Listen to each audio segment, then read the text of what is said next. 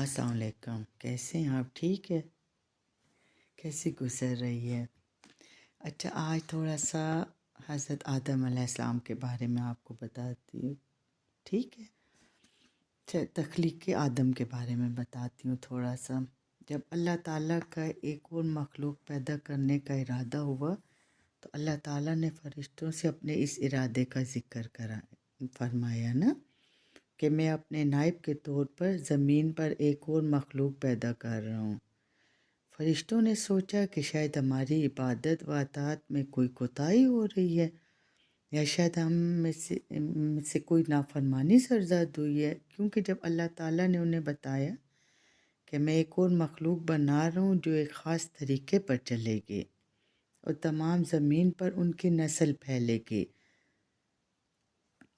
اور زمین سے وہ تمام چھپے ہوئے خزانے نکال لیں گے، وہ ایک دوسرے کے مددگار ہوں گے، تو فرشتے پریشان ہو گئے کہ ہم سے کوئی غلطی تو نہیں ہو گئی، کہ بارگاہ الہی میں عرض کرنے لگے کہ آپ زمین پر ایسی مخلوق کو پیدا فرما رہے ہیں جو زمین میں فساد کرے گی اور خون بہائے گی، حالانکہ ہم تیری حمد کے ساتھ پاکیزگی بیان کرتے رہتے ہیں، وہ تیری بڑائی بیان کرنے والے موجود ہیں۔ فرشتوں کا خیال تھا کہ وہ اس کام کے لیے کافی ہیں، اور ہماری موجودگی میں کسی اور مخلوق کی کیا ضرورت ہے؟ تو اللہ تعالیٰ نے فرمایا، جو میں جانتا ہوں وہ تم نہیں جانتے، بس تمہارا کام ہے کہ جب میں آدم کو بنا کر اس میں اپنی طرف سے روح داخل کروں تو تم اس کے احترام میں فوراً سجدے میں گر جانا اور اس کی عظمت کا اعتراف کرنا۔ لہٰذا اللہ تعالیٰ نے حضرت آدم علیہ السلام کا جسم سیاہ رنگ کی نرم مٹی سے تیار فرمایا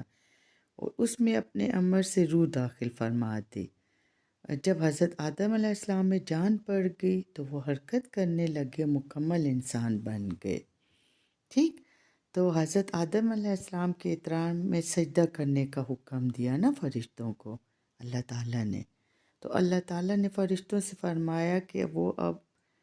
آدم کی عظمت کے اعتراف میں سجدے میں جھک جائیں، تو سب نے تابع فرما بردار ہو کر حضرت آدم علیہ السلام کے سامنے اپنی پیشانیاں ٹیک دی۔ اللہ تعالیٰ کا حکم مان لیا انہوں نے اور اللہ تعالیٰ کا امر بجا لائے،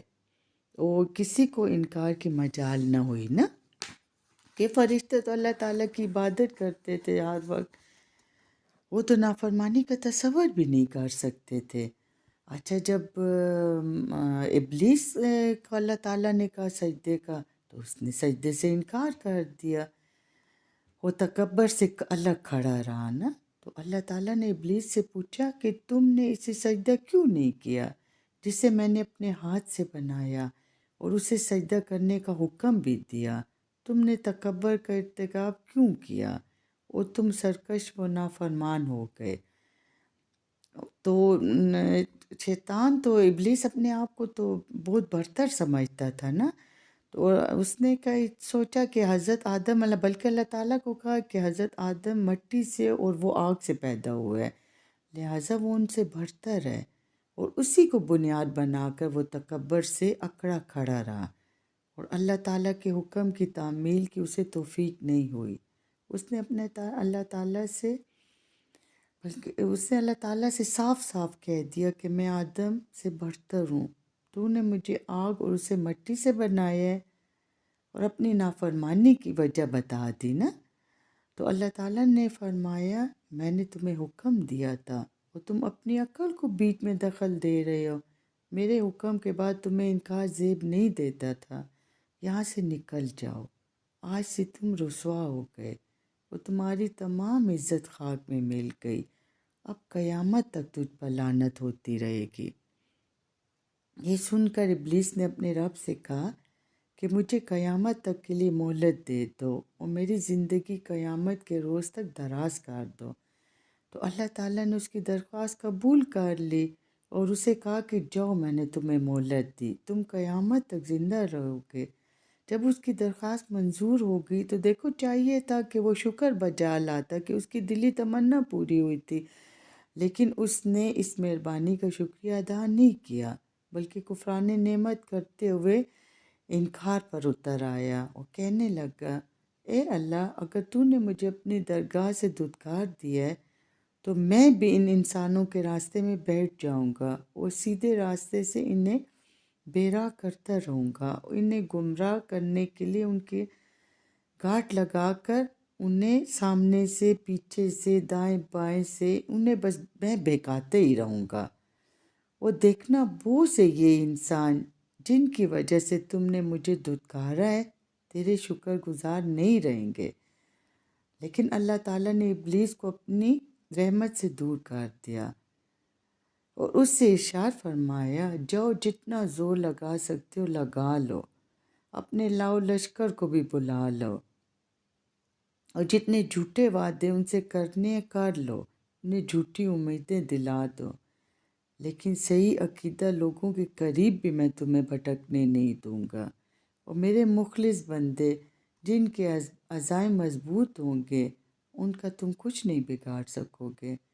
और उन पर मैं तुम्हें गलबा नहीं पाने दूंगा। वो तेरी तरफ राग़िब नहीं होंगे और उनके कान तेरी बातों की तरफ नहीं लगेंगे। सुभान अल्लाह। और जिनको तुम गुमराह करोगे उनका हिसाब देना तेरे लिए मुश्किल हो जाएगा और इसकी तुझे कड़ी सज़ा मिलेगी और मैं तुझसे और तेरे पैरोकारों से जहन्नम को भर दूंगा। और फरिश्तों ने देखो अल्लाह ताला के हुक्म की तामील में हज़रत आदम अलैहिस्सलाम की अज़मत का इतराफ़ करते हुए उन्हें सजदा किया और इकरार किया कि वो इनसे कुर्ब खुदावंदी के लिहाज से भाला हैं, मकाम व मर्तबा के लिहाज से अल्लाह ताला से ज़्यादा करीब है। बाकी मैं आपको नेक्स्ट उसमें बताऊंगी, वीडियो लंबी हो जाएगी और मुझे पता है आजकल लंबी वीडियो कोई नहीं सुनता। ठीक, ये फिर इंशाल्लाह बाकी नेक्स्ट उसमें बताती हूँ।